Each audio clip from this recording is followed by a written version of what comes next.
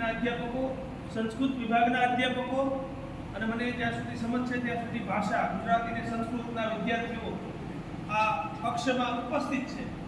આપ સૌને અભિનંદન.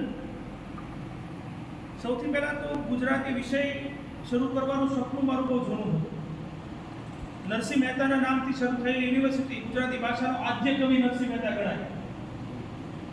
જ્યારે તત્વનું ટુકડું તુચ્છ લાગે એ પરિભાવના અને સાયન્સ અને ટેકનોલોજીનો જન્મ નહોતો થયો. એ સમયે જેણે પોતાના પદોમાં, પોતાના કાવ્યોમાં, પોતાની સાહિત્ય પદાર્થમાં સાયન્સ અને ટેકનોલોજીનો સમન્વય કર્યો એવો કવિ કે જેને ગુજરાતી ભાષાનો આદ્ય કવિ ગણાય છે.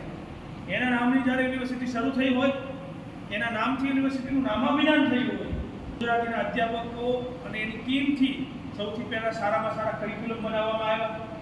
રિજનલિઝમ, એનઈપીના સંદર્ભે જે ભારતીય જ્ઞાન, ભારતીય વિચાર પરંપરા, સંત સાહિત્ય હોય, ચારણી સાહિત્ય હોય, આપણી પરંપરાઓ હોય, એને સિલેબસ સાથે ઇન્ટિગ્રેટ કરવાનું કામ કર્યું.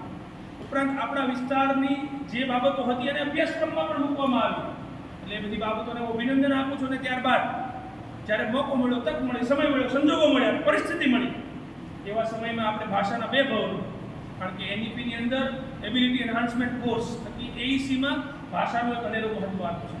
કોઈ વ્યક્તિ સાયન્સ ભણે, ટેકનોલોજી ભણે, મેડિકલ ભણે, એન્જિનિયરિંગ ભણે, કોઈ પણ વિદ્યાશાખા ભણે, પણ જો એનું ભાષાનો સ્વામી ન હોય, શબ્દોનો સ્વામી ન હોય, કારણ કે શબ્દ બ્રહ્મ છે, બોલાયેલો એક પણ શબ્દ વ્યર્થ નથી હોતો.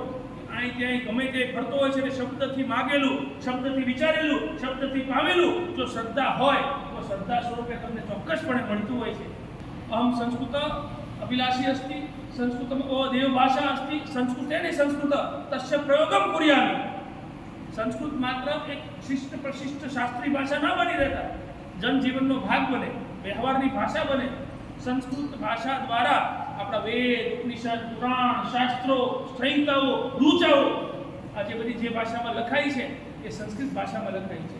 એને મૂળતઃ એને સમજવા, જાણવા, પામવા માટે તમારે સંસ્કૃતનો અભ્યાસ કરવો છે. તો એવું કહું છું, ગુજરાતીના અધ્યાપક વિદ્યાર્થીઓએ પણ તમારું મલ્ટીડિસિપ્લિન આવતી સાલથી આપણે પીજી કરીએ છીએ. ગુજરાતીવાળા સંસ્કૃત પણ ભણી શકશે, સંસ્કૃતવાળા ગુજરાતી પણ ભણી શકશે, તમે લોકો ઇતિહાસ પણ ભણી શકશો. આવા પ્રકારનું મોડેલ આપણે આખા ભારતમાં સૌથી પહેલા અમલમાં કરી રહ્યા છીએ કે જેની અંદર મલ્ટીડિસિપ્લિન રિયલ છે. આયા કેમેસ્ટ્રી અને ફોરેન સાયન્સમાં ભણતો વિદ્યાર્થીને ટુરિઝમ ભણવો હોય, ઇતિહાસ ભણવો હોય, વેદ ભણવા હોય, ઉપનિષદ ભણવા હોય, ઋચાઓ ભણવા હોય, એ ભણી શકશે. કોઈને ગુજરાતી નવલકથામાં રસ છે, ગુજરાતી કાવ્યોમાં રસ છે, ગુજરાતી વિમર્શમાં રસ છે, ગુજરાતી વિવેચનમાં રસ છે, વિવેચનના સિદ્ધાંતોમાં રસ છે, એનો પણ અભ્યાસ આપણે આવનારા દિવસોમાં કરાવવાનો છે. તમે લોકો સંખ્યા ઘણી ઓછી છે, પણ સ્મોલ બટ બ્યુટીફુલ કોન્સેપ્ટ છે.